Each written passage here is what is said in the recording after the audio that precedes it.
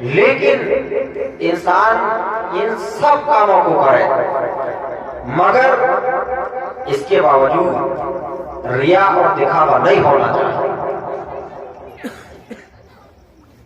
بالکل انسان کرنے کے بعد اس کو بھول جائے کہ میں نے کوئی کام کیا. ایسا نہیں جیسے آج ہوتا ہے, اگر 2 وقت کی نماز پڑھی تو پورے محلے کو دکھانا ہے کہ ہاں میں 2 وقت کی نماز پڑھا. میرے عزیزوں, آج ہمارا حال یہ ہے کہ ہم کسی کے ساتھ بھلائی کر دیتے ہیں تو سب کو بتاتے ہیں میں نے فلاں کے ساتھ یہ احسان کیا ہے, میں نے فلاں کے ساتھ یہ احسان کیا ہے. لیکن میرے عزیزوں, اسلام کی تعلیم کچھ اور ہے. اسلام یہ کہتا ہے اگر کسی کے ساتھ احسان کرو تو تم اس کا اظہار مت کرو, بلکہ اللہ کی بارگاہ میں یہ دعا کرو, مولا میرے اس احسان کو تو اپنی بارگاہ میں قبول فرما, اس لیے کہ اجر دینے والی ذات پروردگار عالم تیری ہے. انسان کی ذات اجر کے لائق نہیں ہے کہ وہ کسی کا اجر دے سکے, کسی کے احسان کا بدلہ چکا سکے. اگر بدلہ دینے والی ذات کوئی ہے تو میرے رب کی ذات ہے, اللہ بدلہ دے. رب تو فرماتا ہے ان اللہ لا یضیع اجر المحسنین, بے شک اللہ رب العزت احسان کرنے والوں کے احسان کو ضائع نہیں فرماتا. میرے عزیزوں, حضرت عبداللہ ابن مبارک ہے, دیکھیے پہلے احسان کرتے تھے, اس احسان کو چھپاتے تھے, پوشیدہ رکھتے تھے کہ کہیں ایسا نہ ہو ہمارے احسان کا اظہار ہو جائے. حضرت عبداللہ ابن مبارک اپنے وقت کے بہت بڑے محدث ہیں. آپ کوفہ جاتے تھے, اکثر سفر کرتے تھے, تو پہلے پیدل سفر کرتے تھے, اونٹوں اور گدھوں پر سفر کرتے تھے. آج کی طرح تیز رفتار سواریاں نہیں تھی.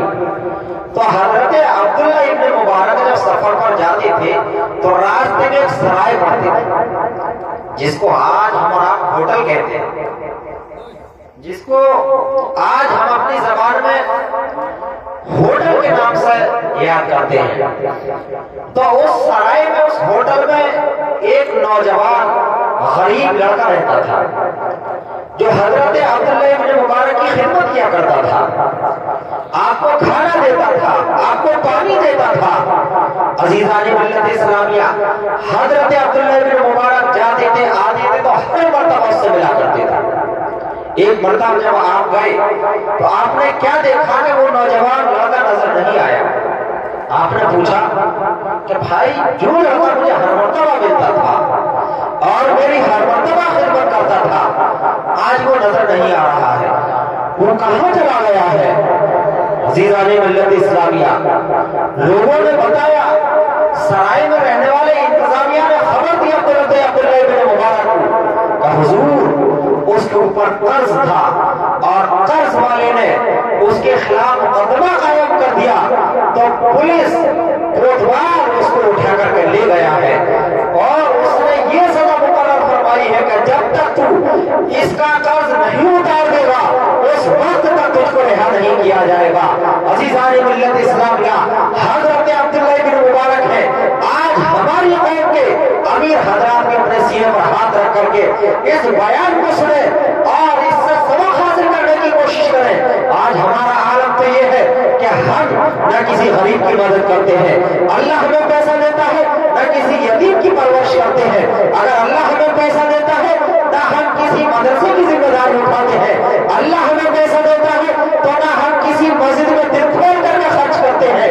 ہم خرچ کرتے ہیں تو ڈی جے باجے گانوں پر خرچ کرتے ہیں, ہم خرچ کرتے ہیں تو حرام کاری کی محفلوں پر خرچ کرتے ہیں, ہم خرچ کرتے ہیں تو بیہودہ رسموں پر خرچ کرتے ہیں, ہم خرچ کرتے ہیں خرافاتوں میں خرچ کرتے ہیں.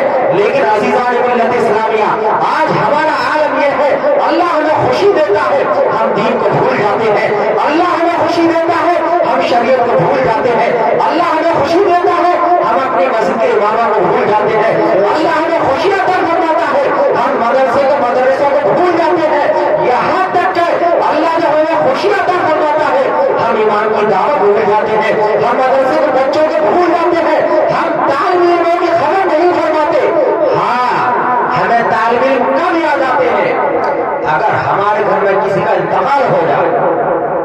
انتقال ہونے کے بعد ہم رشتہ داروں کو خبر بعد میں کرتے ہیں، پہلے مدرسہ جاتے ہیں کہ حضرت دوپہر میں بچوں کی دعوت ہے اور آپ کی بھی دعوت ہے، آپ کو بھی کھانا وہی کھانا ہے۔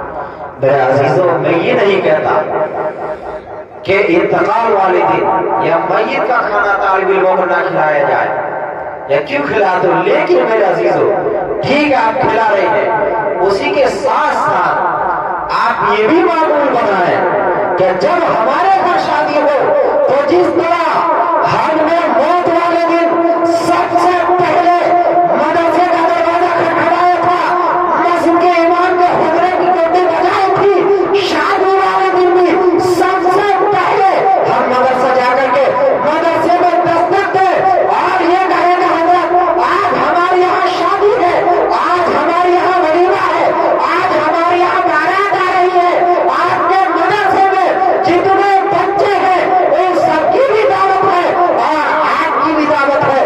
عزیزان ملت اسلامیہ، جس دن ہمارے یہ معمول ہو جائے گا، اللہ رب العزت ہماری نکاحوں میں بھی برکت عطا فرمائے گا، ہماری شادیوں میں بھی برکت عطا فرمائے گا۔ سبحان اللہ، نعرہ تکبیر، نعرہ رسالت، مسلک اعلیٰ حضرت مفتی عبدال جبار صاحب قبلہ، مفتی عبدال جبار صاحب قبلہ، بہت اچھا پیغام ہے ماشاءاللہ، بہت اچھا پیغام۔ عزیزان ملت اسلامیہ، ہمیں یہ کرنا چاہیے کہ نہیں چاہیے؟ طالب علموں کی فضیلت کیا ہے؟ بخاری شریف، مسلم شریف، ترمذی شریف، ابو داؤد شریف، حدیث کی کتنی کتابیں ہیں، ان کتابوں میں طالب علموں کی کیا فضیلت ہے میرے عزیزوں؟ جب آپ پڑھیں گے یا سنیں گے تو آپ کا دل بھی مچلے گا اور آپ یہ فیصلہ کرنے کے لیے مجبور ہو جائیں گے کہ اگر ہمارے پاس 4 بچے ہیں تو کم از کم 2 کو تو میں ان میں سے ضرور عالم دین یا حافظ قرآن بناؤں۔ بے شک، سبحان اللہ۔ میرے عزیزوں، میرے آقا دو عالم صلی اللہ علیہ وسلم فرماتے ہیں کوئی اور نہیں، آپ مدرسے میں اپنے بچوں کو پڑھائیں، ان کی فضیلت وہ فضیلت ہے کہ پوری دنیا مل کر کے بھی اس کا حق ادا نہیں کر سکتی ہے۔ میرے عزیزوں، اسکول میں پڑھنے والا بچہ چاہے ڈاکٹر بن جائے، ماسٹر بن جائے، انجینئر بن جائے، پروفیسر بن جائے، وقت کا ڈی آر بن جائے، I S, I P S, D I G بن جائے، میرے عزیزوں اس کی تعریف صرف دنیا دار کر سکتا ہے، اس کی تعریف صرف ایک دنیا دار انسان کر سکتا ہے میرے عزیزوں۔ لیکن مدرسے میں پڑھنے والا بچہ وہ خوش قسمت بچہ ہوتا ہے کہ جب وہ مدرسے میں علم دین حاصل کرنے کے لیے سب قدم رکھتا ہے تو اس کی تعریف دنیا دار نہیں بلکہ مدینے کے تاجدار فرماتے ہیں اور ان الفاظ میں فرماتے ہیں کہ جب بچہ گھر سے علم دین حاصل کرنے کے لیے نکلتا ہے، جب تک وہ بچہ اپنے گھر واپس نہیں آ جاتا، اللہ رب العزت کی حفظ و امان میں رہتا ہے۔ سبحان اللہ، سبحان اللہ۔ میرے عزیزوں بتاؤ، لاؤ کسی انجینئر کی ذمہ داری اگر مصطفیٰ جان رحمت علی ہو، لاؤ اگر کسی ڈاکٹر ماسٹر کی اس طرح سے ذمہ داری میرے آقا نے دی ہو، لاؤ کسی ڈی آر ایس کو، آئی جی ڈی آئی جی کو لاؤ اور بتاؤ مجھے مصطفیٰ جان رحمت نے کسی کی زندگی کی ضمانت نہیں ہو، لیکن ہاں وہ بچے جن کو کہ آج ہم حقیر سمجھتے ہیں، آج ہم ذلیل سمجھتے ہیں، آج ہم گری نگاہوں سے دیکھتے ہیں، جن کو آج ہم صرف دیجے کے کھانا میں یاد کرتے ہیں، میت کے کھانا میں یاد کرتے ہیں، 10 میں 20 میں فاتحہ، 40 میں پرسی کے کھانے میں یاد کرتے ہیں۔ اور بچوں کی عظمت کیا ہے؟ ان کے مقدر پر قربان جاؤ، ان کی عظمتوں کو سلام۔ میرے آقا نے یہ عظمت بیان فرمائی ہے کہ جب طالب علم کسی قبرستان سے گزر جائے تو اللہ رب العزت 40 دن تک اس قبرستان سے اللہ رب العزت عذاب اٹھا لیتا ہے۔ سبحان اللہ، سبحان اللہ۔ میرے عزیزوں، یہ فضیلت ہے طالب علموں کو جن کو کہ آج ہمارا فقیر سمجھتے ہیں، جن کو آج ہماری قوم ذلت اور رسوائی کی نگاہوں سے دیکھتی ہے. میرے مصطفیٰ نے کیا عظمت عطا فرمائی ہے. میرے آقا تو ارشاد فرماتے ہیں, حدیث رسول ہے, آقا دو عالم صلی اللہ علیہ وسلم نے ارشاد فرمایا, طالب علم جب علم دین حاصل کرتا ہے تو سمندر کی مچھلیاں اس کی زندگی کے لیے دعائیں کرتی ہیں, زمین کے اندر رہنے والی چیونٹیاں اس کی زندگی کے لیے دعائیں کرتی ہے. میرے عزیزوں, یہ طالب علم کی فضیلت ہے. اللہ کے رسول صلی اللہ علیہ وسلم نے بڑی عظمت عطا. یہ تو دنیا میں فضیلت ہے, اور آخرت میں حدیث پڑھ رہا تھا, اللہ کے رسول صلی اللہ علیہ وسلم فرماتے ہیں, جب میں نے یہ حدیث پڑھی تو میرا دل باغ ہوا. کیا عظمت اللہ نے عطا فرمائی ہے علماء کو, کیا عظمت عطا فرمائی ہے مدرسین. اللہ کے رسول صلی اللہ علیہ وسلم ارشاد فرماتے ہیں, خیرکم من تعلم القرآن وعلمہ.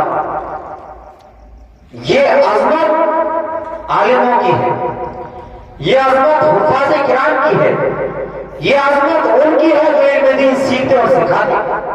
میرے عزیزوں, آج ہم یہ کہتے ہیں سب سے بہتر ڈاکٹر ہے, آج ہم یہ کہتے ہیں سب سے بہتر ماسٹر ہے, آج ہم یہ کہتے ہیں سب سے بہتر انجینئر ہے, آج ہم یہ کہتے ہیں سب سے بہتر سرکاری نوکر ہے, آج ہم یہ کہتے ہیں سب سے بہتر ادھیکاری ہے. لیکن میرے عزیزوں, میرے آقا نے آج سے 1450 سال پہلے یہ ارشاد فرمایا, اے لوگوں تم 1450 سال بعد اپنا یہ نظریہ بناؤ گے, اپنی یہ سوچ بناؤ گے, اپنی یہ تھنکنگ بناؤ گے, آپ تمہیں پیغام دو گے کہ سب سے بہتر ڈاکٹر ہے, سب سے بہتر ماسٹر ہے, سب سے بہتر انجینئر ہے, سب سے بہتر گاؤں کا چیئرمین ہے, سب سے بہتر ودھایک ہے, سب سے بہتر ایم ہے. لیکن میرے آقا نے فرمایا, آج تمہارا آقا مدینے کا تاجدار یہ پیغام دیتا ہے, خیرکم من تعلم القرآن وعلمہ. سب سے بہتر نہ ڈاکٹر ہے, سب سے بہتر نہ انجینئر ہے, سب سے بہتر نہ ماسٹر ہے, سب سے بہتر نہ IAS ادھیکاری ہے, نہ DI نہ SDM ہے, نہ DIG ہے. میرے آقا نے فرمایا سب سے بہتر نہ کوئی ادھیکاری ہے, نہ MP MLA ہے. میرے آقا فرماتے ہیں تم میں سب سے بہتر وہ ہے جو قرآن پاک سیکھے اور جو قرآن پاک سکھائے.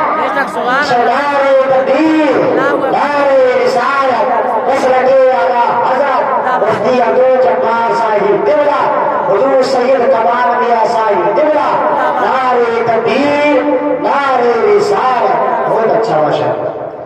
آقا کریم صلی اللہ علیہ وسلم نے بتایا تم میں سب سے بہتر وہ ہے جو قرآن پاک سیکھے اور قرآن پاک سکھائے. تو میرے عزیزوں, قرآن پاک میں سیکھنا چاہیے, قرآن پاک پڑھنا چاہیے, اس لیے کہ نبی پاک صلی اللہ علیہ وسلم نے فرمایا ہے, فریضۃ علم علی کل مسلم و مسلمہ. کیا علم دین حاصل کرنا ہر مسلمان پر فرض ہے, ہر مسلمان پر علم دین حاصل کرنا فرض ہے. اتنا علم دین کہ انسان یہ جان لے میرے لیے حرام کیا چیز, میرے لیے حلال کیا چیز ہے, مجھے کس چیز سے بچنا ہے, کس کام کو مجھے کرنا ہے, ایسی کون سی چیز ہے جس کی وجہ سے میرا ایمان محفوظ ہو, ایسا کون سا کام ہے جس کے کرنے سے میرا ایمان خطرے میں آ جائے. میرے عزیزوں, اتنا علم دین حاصل کرنا ہر مسلمان مرد عورت پر فرض ہے. تو میں یہ عرض کر رہا تھا کہ حضرت عبداللہ ابن مبارک کون ہے, حضرت عبداللہ ابن مبارک عزیزان ملت اسلامیہ. تو حضرت عبداللہ ابن مبارک رضی اللہ تعالیٰ عنہ نے اپنے اس خادم کے لیے پوچھا کہ وہ نوجوان کہاں ہے جو کہ ہر مرتبہ میری خدمت کرتا تھا, جو ہر مرتبہ میری دیکھ بھال کرتا تھا. عزیزان ملت اسلامیہ, تو حضرت عبداللہ ابن مبارک کو یہ جواب ملا کہ حضور اس کے اوپر قرض تھا, اور قرض دار نے اس کے خلاف مقدمہ قائم کر دیا, اس کو پولیس اٹھا کر کے لے گئی. عزیزان ملت اسلامیہ, تو حضرت عبداللہ ابن مبارک رضی اللہ تعالیٰ عنہ اس قرضدار کے تعلق سے اور اس مالک کے تعلق سے پوچھتے ہیں کہ کون ایسا شخص ہے جس کا تو اس نوجوان کے اوپر قرضہ ہے. عزیزان ملت اسلامیہ بتایا گیا کہ فلاں امیر آدمی ہے, اس کا قرض ہے. اس نوجوان کے اوپر حضرت محترم حضرت عبداللہ بن مبارک رضی اللہ تعالیٰ عنہ اس امیر آدمی کے پاس جاتے ہیں اور جانے کے بعد پوچھتے ہیں کہ بھائی ذرا بتائیں تو صحیح کتنا قرض ہے آپ کو اس نوجوان کے اوپر. وہ امیر آدمی کہتا ہے کہ اتنا قرض ہے. حضرت محترم اس کے بعد حضرت عبداللہ بن مبارک فرماتے ہیں کہ اگر اس قرض کو میں ادا کر دوں تو کیا وہ قرض ادا ہو جائے کہ نہیں ہوگا. حضرت عبداللہ بن مبارک رضی اللہ تعالیٰ نے جب یہ فرمایا تو وہ امیر آدمی کہنے لگا کہ آپ اس نوجوان کے فوج آپ اس کا قرض ادا. کہا کہ میں چاہے جو بھی ہوں آپ یہ بتائیے اگر میں اس کا قرض ادا کر دوں تو آپ اس کو تسلیم کریں گے کہ نہیں کریں گے. وہ امیر آدمی کہتا ہے کہ ہاں میں بالکل اس کو قبول کرنے کے لیے تیار ہوں. لیکن میرے عزیزوں آپ دیکھ لیں حضرت عبداللہ بن مبارک نے کیسی انوکھی شرط لگائی. کاش آج ہم بھی اسی شرط کو لگائیں تو کتنا اچھا ہوگا. لیکن آج ہمارا عالم تو یہ ہے اگر ہم کسی غریب کی 100 روپے کی مدد کرتے ہیں تو 10 مرتبہ 10 لوگوں کو اس کا فوٹو کھینچاتے ہیں اور 10 اخباروں میں اس خبر کو چھپاتے ہیں کہ ہم نے فلاں آدمی کی مدد کی ہے. لیکن حضرت محترم قربان جائیے حضرت عبداللہ بن مبارک کی سوچ پر. حضرت عبداللہ بن مبارک اس امیر آدمی سے کہتے ہیں وہ اس کا قرض ادا کرنے کے لیے تیار ہوں لیکن شرط یہ ہے کہ مرتے دم تک. عبداللہ ابن مبارک نے فرمایا مرتے دم تک اس غریب آدمی سے یہ مت کہنا کہ عبداللہ ابن مبارک نے تمہارا قرض ادا. بے شک سبحان اللہ. اللہ اکبر. میرے عزیزوں یہ تھے مسلمان, یہ تھے اسلام کے سچے سپاہی, یہ تھے آقا دو عالم صلی اللہ علیہ وسلم کے سچے غلام. آپ قرض ادا کر رہے تھے اور اتنا بڑا قرضہ کہ اگر وہ غریب آدمی پوری زندگی کماتا شاید کہ اس کے بعد بھی وہ ادا نہیں کر پاتا. حضرت عبداللہ بن مبارک نے اس شخص کا پورا قرض ادا فرما دیا. آپ کو چھٹکارا پانے کے بعد پھر اسی سرائے اسی ہوٹل میں آ جاتا ہے. آنے کے بعد پوچھتا ہے کہ میرا قرض کس نے ادا کیا. اس امیر شخص کے پاس بھی جاتا ہے کہ آپ نے مجھے رہا تو کر دیا ہے, چھوڑا تو دیا ہے, لیکن آپ یہ بتائیے کہ وہ قرض کس نے ادا کیا. حضرات محترم وہ امیر آدمی کہتا ہے کہ قرض اتارنے والے نے سب سے پہلے یہ بھی شرط رکھی کہ میں قرض تو آپ کو دے دوں گا اس شخص کا, لیکن شرط یہ ہے آپ اس کو میرا پتہ مت بتانا, آپ کسی کو میرا راز مت دینا. کیا عبداللہ ابن مبارک نے کسی غریب آدمی کا قرض ادا کیا ہے؟ عزیزان ملت اسلامیہ وقت گزرتا گیا. حضرت عبداللہ ابن مبارک اس کے بعد بارہا اس غریب انسان سے ملے, اس ہوٹل میں گئے, اس سرائے میں گئے, لیکن آپ نے کبھی یہ ذکر نہیں فرمایا کہ غریب لے کے میں نے تیرا قرض ادا کیا ہے. حضرت محترم یہاں تک کہ حضرت عبداللہ ابن مبارک بیمار ہو گئے اور وہ غریب لڑکا حضرت عبداللہ ابن مبارک کے گھر جاتا ہے اور جانے کے بعد آپ کی اس نیت سے جاتا ہے کہ میں حضرت عبداللہ مبارک کی کم سے کم عیادت ہی کروں, کیونکہ اسلام میں عیادت کرنے کا بھی اللہ ثواب عطا فرماتا ہے. میرے عزیزو اگر کوئی مسلمان بیمار اور دوسرا مسلمان بھائی اس بیمار کو دیکھنے جاتا ہے اللہ رب العزت اس کو بھی ثواب عطا. لیکن آج سیسا کھلا, آج ہمارا عالم کیا ہے؟ آج ہمارا عالم یہ ہے اگر کوئی ہماری ہی پارٹی کا ہے تب ہم اس کو دیکھنے جاتے ہیں, اور کسی دوسری پارٹی کا تو دیکھنے نہیں جاتے. یہی قرآنی تعلیم میرے مسلمان بھائی, یہ قرآنی تعلیم نہیں ہے, بلکہ آقا دو عالم صلی اللہ علیہ وسلم فرماتے ہیں حدیث پاک کا مفہوم ہے کہ اگر کوئی مسلمان بیمار ہو جائے تو اس کو دیکھنے جاؤ, اس کی عیادت کرو, اللہ رب العزت تمہیں اس کی عیادت کرنے کا بھی ثواب عطا فرمائے گا. میرے عزیزو حضرت عبداللہ بن مبارک بیمار ہو گئے اور آپ کے انتقال کے وقت وہ غریب شخص پھر اس امیر کے پاس جاتا ہے اور جانے کے بعد فرماتا ہے بھائی ذرا یہ تو بتا میرا قرض کس نے معاف کیا، اس لیے کہ میرا یہ آخری وقت آنے والا ہے، کم سے کم میں آخری وقت میں اس شخص کا احسان کا ایک مرتبہ شکریہ تو ادا کر لوں جس میں کہ مجھے پوری زندگی کی غلامی سے آزادی عطا فرمائی۔ عزیزان ملت اسلامیہ، وہ شخص کہتا ہے میں پتا تو بتا دوں لیکن شاید تو وہ شخص اللہ کو پیارا ہو چکا ہے، اللہ کی بارگاہ میں حاضری دے چکا ہے۔ حضرات محترم، وہ غریب لڑکا کہتا ہے کم سے کم نام ہی بتا دیجئے، وہ شخص کی قبر پر جا کر کے اللہ کی بارگاہ میں اس کی بخشش کے لیے دعا ہی کر دوں گا۔ حضرات محترم، وہ امیر آدمی کہتا ہے قرض اتارنے والا آپ سے بارہا ملا ہے، قرض اتارنے کے بعد بھی بارہا آپ سے ملاقات کی ہے اور قرض اتارنے والے شخص کو آپ اچھی طرح سے جانتے ہیں، پہچانتے بھی ہیں، اور اس شخص کا نام کوئی اور نہیں، کچھ اور نہیں بلکہ عبداللہ ابن مبارک ہے۔ بے شک سبحان اللہ۔ حضرات محترم، جب اس نوجوان نے سنا تو آنکھوں سے آنسوؤں کے قطرے جاتے۔ ہاں عبداللہ ابن مبارک نے میرا قرض اتارا ہے؟ کہا ہاں۔ کہا عبداللہ ابن مبارک تو قرض اتارنے کے بعد بارہا مجھ سے ملے اور بارہا میں نے یہ ذکر کیا کہ حضور اللہ کے کسی نیک انسان نے میرے ساتھ ایسا سلوک کیا ہے، ایسا سلوک کیا ہے کہ پوری زندگی میں اس نیک انسان کا شکریہ حق ادا نہیں کر سکتا۔ تو حضرت عبداللہ ابن مبارک تو جواب میں یہ فرماتے تھے کہ بھائی اللہ سے دعا کرو اللہ مجھے بھی ایسا ہی نیک انسان بنا دے۔ آپ دیکھیں میرے عزیزوں، سینے پر ہاتھ رکھ کر کے سنیں حضرت عبداللہ ابن مبارک کی سیرت۔ کیا آپ کو پتا ہے جس شخص کا میں نے قرض اتارا ہے وہ میرے سامنے ذکر کر رہا ہے؟ اس کے بعد حضرت عبداللہ ابن مبارک فرماتے تھے کاش بھائی دعا کرو اللہ مجھے بھی ایسا ہی نیک انسان بنا دے۔ عزیزان ملت اسلامیہ، بہرحال جب وہ غریب شخص حضرت عبداللہ ابن مبارک کے گھر جاتا ہے تو کیا دیکھتا ہے کہ مجمع ہے، کچھ اندر جا رہے ہیں، کچھ اندر سے باہر آ رہے ہیں، معاملہ کیا ہے؟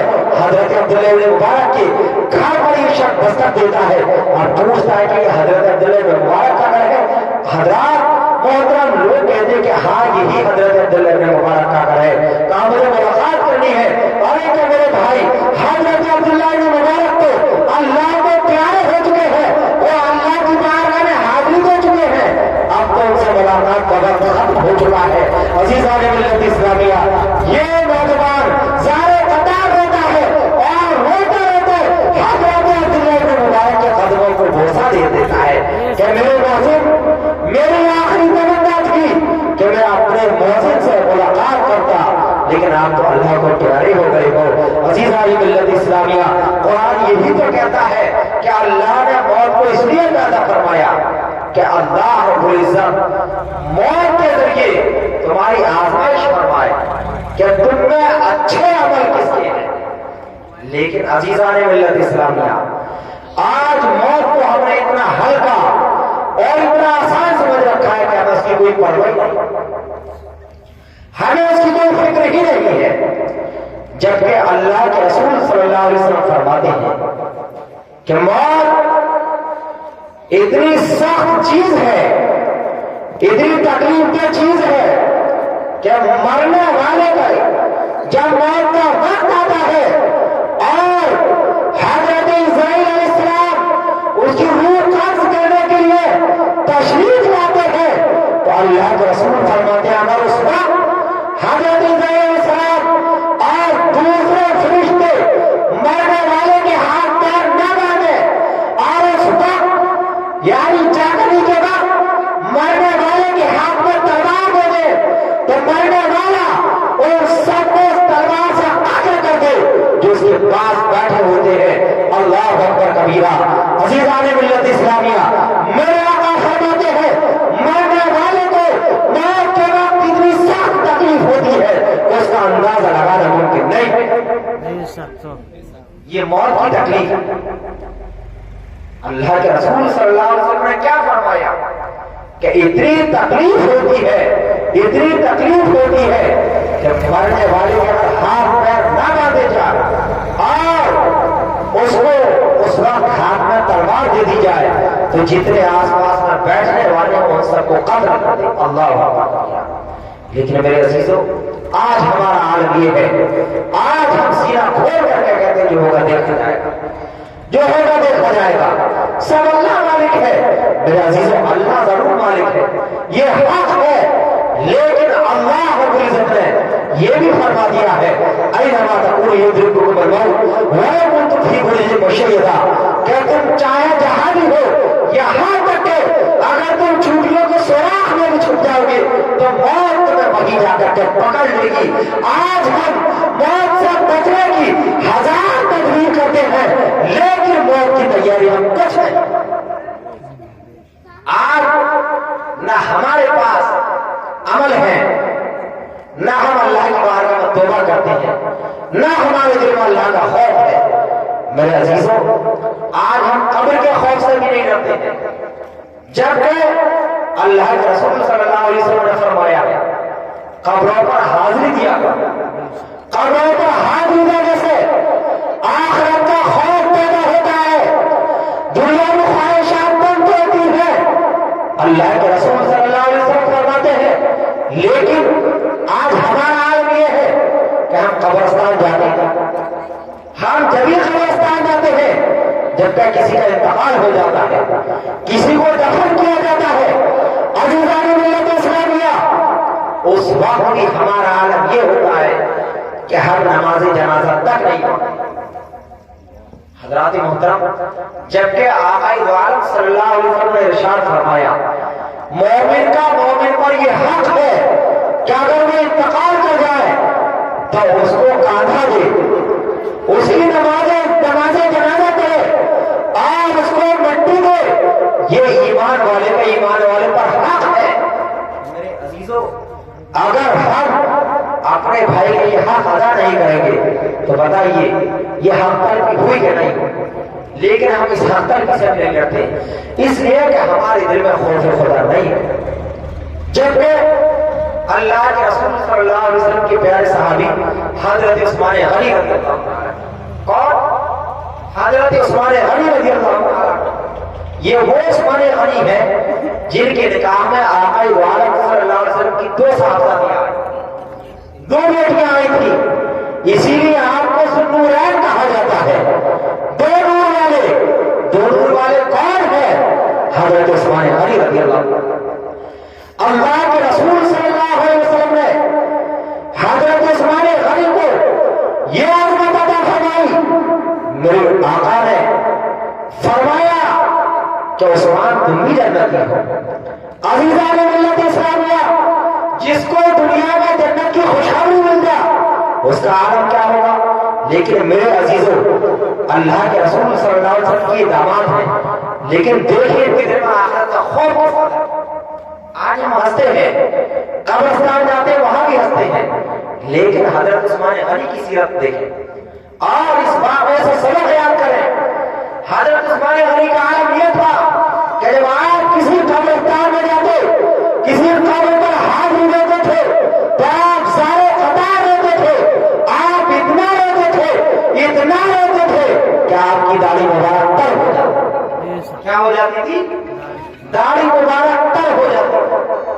صحابہ کرام عرض کرتے حضور آپ جنت دوزخ کا ذکر کرتے ہیں, دوزخ کے عذاب کا ذکر کرتے ہیں, پرسرات کا ذکر کرتے ہیں, قیامت کی ہولناکیوں کا ذکر کرتے ہیں, آپ اس قدر نہیں ہوتے. لیکن جب آپ قبر پر کھڑے ہوتے ہیں, کسی قبر پر حاضری دیتے ہیں تو آپ اتنا روتے ہیں کہ آپ کی داڑھی مبارک تر ہو جاتی ہے. حضور اس کی کیا وجہ ہے؟ آپ نے فرمایا, صحابہ کرام نے فرمایا حضور اس کی کیا وجہ ہے؟ تو پتا ہے حضرت عثمان غنی کیا جواب؟ آج ہم قبر پر حاضری نہیں دیتے, ہم نماز جنازہ پڑھنے سے کتراتے ہیں, ہم قبر پر مٹی ڈالنے سے کتراتے ہیں, ہم میت کو کاندھا لینے سے کتراتے ہیں. لیکن اللہ کے رسول صلی اللہ علیہ وسلم کی پیارے صحابی حضرت عثمان غنی رضی جملے کو اپنے دل کی تختی پر نوٹ کرو. حضرت عثمان غنی فرماتے ہیں کہ میں قبر پر کھڑا ہوتا ہوں، ہاتھ اٹھاتا ہوں تو اس لیے ہوتا ہوں، اس لیے کہ قبر آخرت کی منزلوں میں سب سے پہلی منزل ہے. اگر اس قبر میں پھنس گئے تو پھر آخرت کی کسی منزل کو صحیح سے پار نہیں کر پائیں گے. اور اگر اسی منزل کو آسانی کے ساتھ طے کر لیا تو اللہ رب العزت کے فضل و کرم سے آخرت کی تمام منزلیں آسان ہو سبحان اللہ. آخرت کی تمام منزلیں آسان ہو جائیں گی. تو اس لیے حضرت عثمان غنی رضی اللہ تعالیٰ عنہ رویا کرتے تھے. لیکن آج ہم رونا تو بڑی بات نہیں، ہم تو نماز جنازہ کرتے ہیں. میرے عزیزوں، ہمارے دل میں آخرت کا خوف نہیں ہے. آخرت کا خوف کس کے دل میں تھا؟ آخرت کا خوف حضرت فاروق اعظم رضی اللہ تعالیٰ عنہ دل میں تھا. میرے عزیزوں، آپ توجہ کے ساتھ سنیں، بات میں کرنا. میرے عزیزوں، بہت زیادہ وقت میں آپ کا نہیں لوں گا، انشاءاللہ جلد ہی اپنی تقریر کو میں ختم کروں گا. لیکن عزیزان ملت اسلامیہ، آپ دیکھیں آخرت کا ڈر کسے کہتے ہیں. میرے عزیزوں، آخرت کی ڈر کی تقریر سننی چاہیے. جب ہم آخرت کی ڈر کی تقریر سنیں گے، باتیں سنیں گے، تب ہم گناہوں سے بچیں گے. ورنہ جنت کے ٹکٹ اگر ہم خریدتے رہے تو پھر گناہوں سے نہیں بچ پائیں گے. حضرت فاروق اعظم رضی اللہ تعالیٰ عنہ یہ اللہ کے رسول صلی اللہ علیہ وسلم کے صحابی ہیں، اور آپ خلیفہ دوم ہیں، دوسرے خلیفہ ہیں. لیکن آپ کے دل میں اللہ کا خوف کس قدر تھا؟ آخرت کا خوف آپ کے دل میں کس قدر تھا؟ میرے عزیزوں، حضرت فاروق اعظم جب رات کو اپنے بستر پر جاتے تھے تو اپنے بستر